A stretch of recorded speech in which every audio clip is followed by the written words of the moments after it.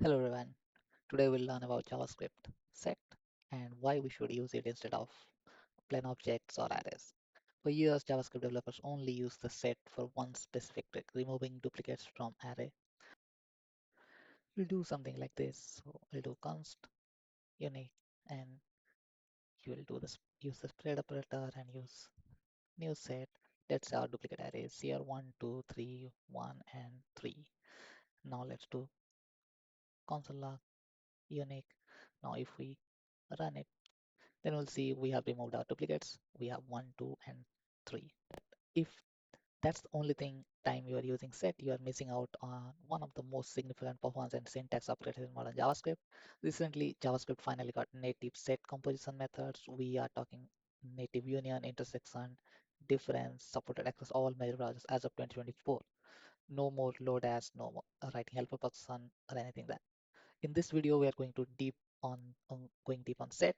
We'll cover the O of 1 performance benefits and then we'll master the 7 new native methods that every senior developer needs to know.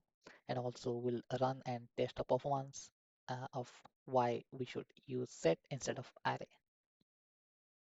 Now let's say we have a block list of banned user IDs. If you store these in an array every time you check a user, JavaScript has to scan the list. That's O of n. If your list has a million IDs, that's expensive. Let's test it and see why it's expensive. I've pasted some code, so I'm just creating an array of a million IDs length, and we'll just use the console type for logging the time taken to run this includes methods. Let's go and run it.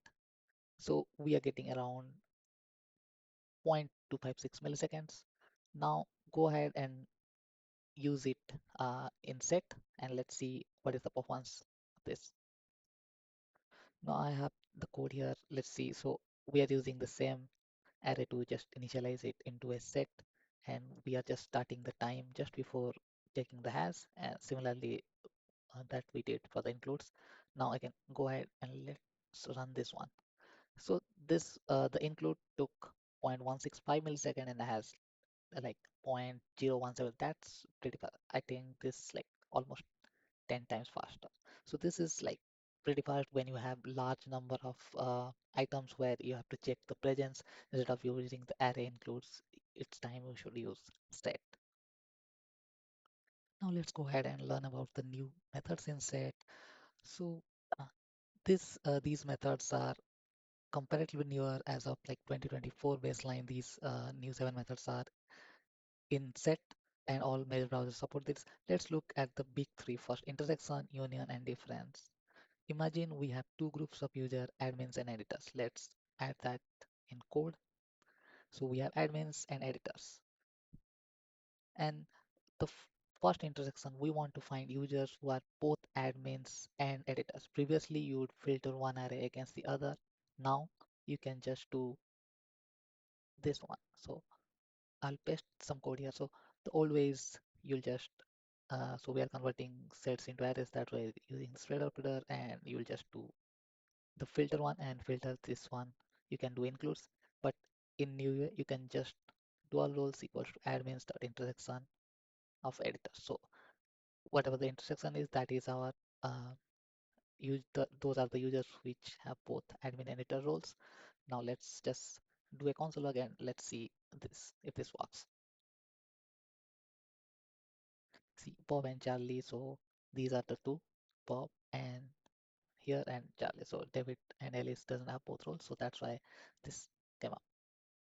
Similarly, if you want to find all the users your application has, you can use union. So we're doing union, and let's say console log it, and now let's run it.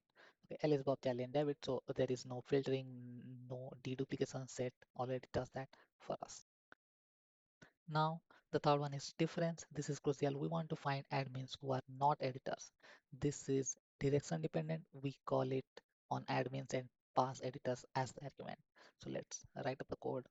And so this is like admins who are not editors. So we are doing that difference. So we'll just do console log pure admins and let's run it. So Alice is the only admin. who is not an editor.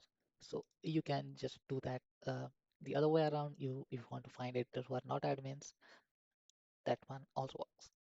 Then we have symmetric difference. So if we do uh, symmetric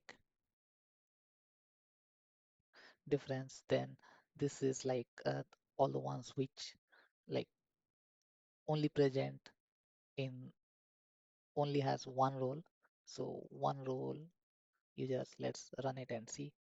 Okay, we have probably okay, we have misspelled the word symmetric difference.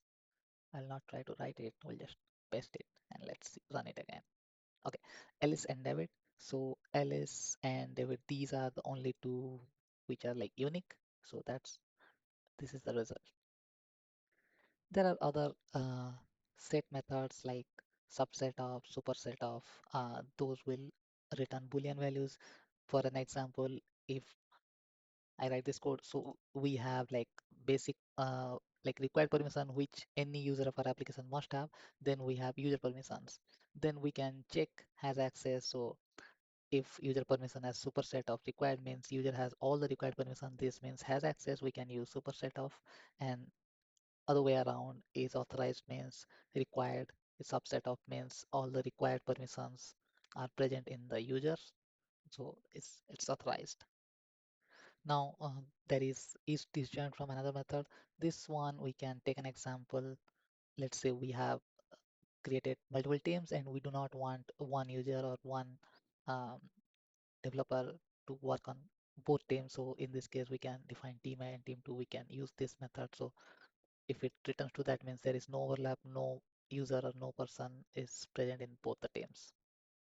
Along with these new methods, there are always been basic methods like set, let's say team A dot has that we already checked, so we can use add method to add more users, let's say um, Julie, and we'll run it and it will just add member to the team A. So you can see we have added July, and then you have delete. You can just use uh, here. You can do team A dot delete. Let's say we'll delete Alice, and if you run it, you can say we have deleted it. And if you provide anything that is not present, let's say we have already deleted it, it will just ignore it. So that's one case. It doesn't matter if we have already deleted it. Then we have other methods. So other basic methods like you can do size. So if we do teammate.size, it will return the size. Then we can also add entries. Let's delete this one, and we can do team1 dot entries. It will return like array of arrays, and it will have the inner array will have value and value. There is no key in here, and we can do also we have keys and values properties. So if we copy this thing and we'll write keys. So this is a method we need to call it. We have values. Let's run it and see. As you can see, entries Alice Alice. So there is so this is to maintain the standard. Like for map, we'll learn about JS maps in the next video. So Alice Alice and July July Alice and July keys and values are the same things. These methods are like to keep a standard for map and set. When we learn about map, you'll see this will be the key and this will be the value. So set are like iterables in JavaScript, so you can use for of loop. You cannot use map directly. You need to convert it to an array. Map is an array method, but it returns an iterable, so you can use for of loop and you can use for each. So this is all about the set. Now try to avoid arrays and objects when you can and start using JS sets. See you in the next video and we'll learn about JavaScript maps.